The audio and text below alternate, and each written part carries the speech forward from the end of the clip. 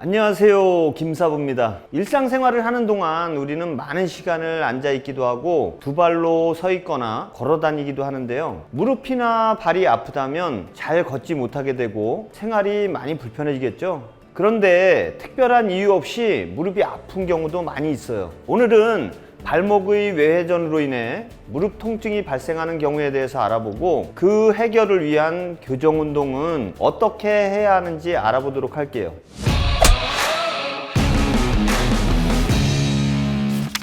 발목이 외회전된 상태로 걷는 것을 팔자걸음이라고 하는데요. 저와 함께 운동하시는 분들은 약간의 시간적 차이가 있기는 하지만 대부분 팔자걸음을 교정하십니다. 유전이든 아니든 교정이 잘 되고 팔자걸음으로 인한 무릎 통증 등의 2차적인 증상이 발생하지 않는다면 이것은 반드시 바로 잡아 주어야 할 증상이 아닐까요?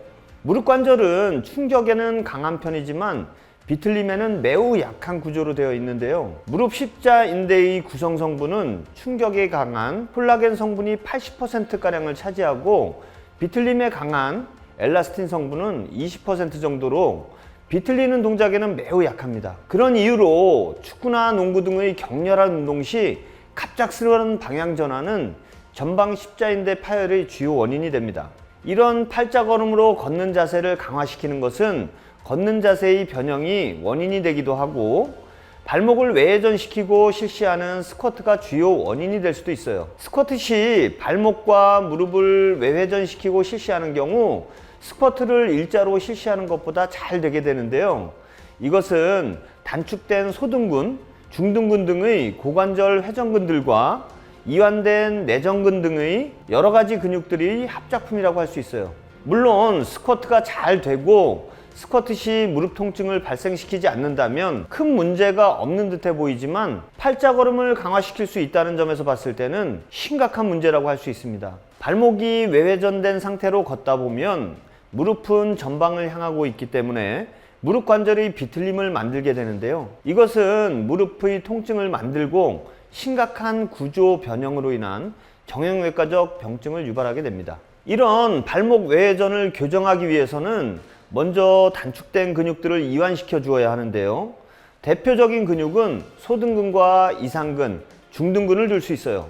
이외에도 허벅지 바깥쪽의 대퇴근막 장근이나 바깥 종아리근이 단축되어 있다면 이 부분도 함께 이완시켜 줘야 되겠죠. 먼저 폼롤러나 마사지볼을 이용해서 소등근과 이상근, 중등근 근막 이완수를 실시해 줍니다. 이후 그 부분에 대한 스트레칭을 실시해 줍니다. 이 부분은 앞의 영상들에서 여러 번 소개가 되었기 때문에 여기서는 제외하고 대퇴근막장근과 가쪽 종아리근의 근막 이완술과 스트레칭에 대해 알아보도록 할게요. 먼저 대퇴근막장근의 자가 근막 이완술입니다. 팔꿈치로 받치고 옆으로 누워 아래쪽 허벅지의 옆쪽 아래쪽에 폼롤러를 놓습니다.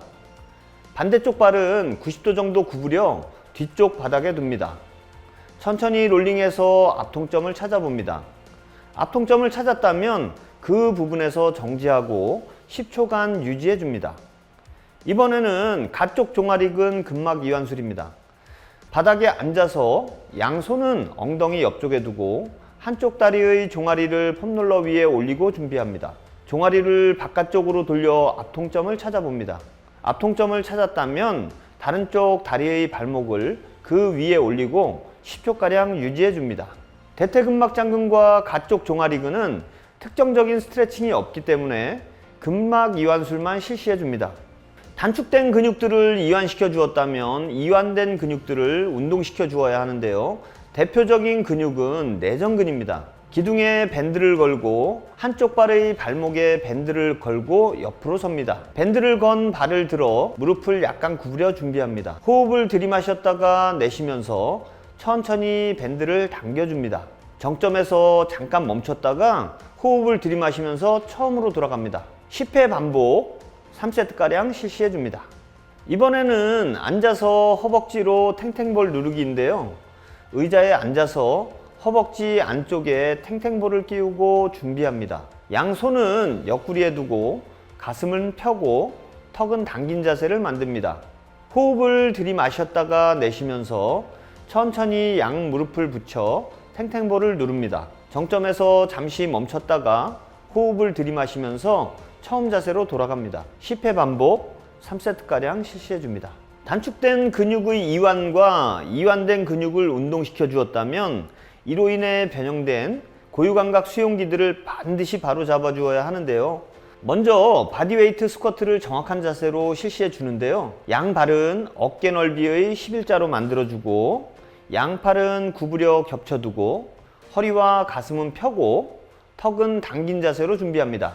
호흡을 들이마시면서 천천히 무릎과 고관절을 구부려 내려갑니다. 이때 무릎은 11자로 만든 양발의 두 번째 발가락 방향으로 움직입니다. 양팔은 허벅지와 평행이 되도록 들어올려 중심을 잡는 것을 도와줍니다.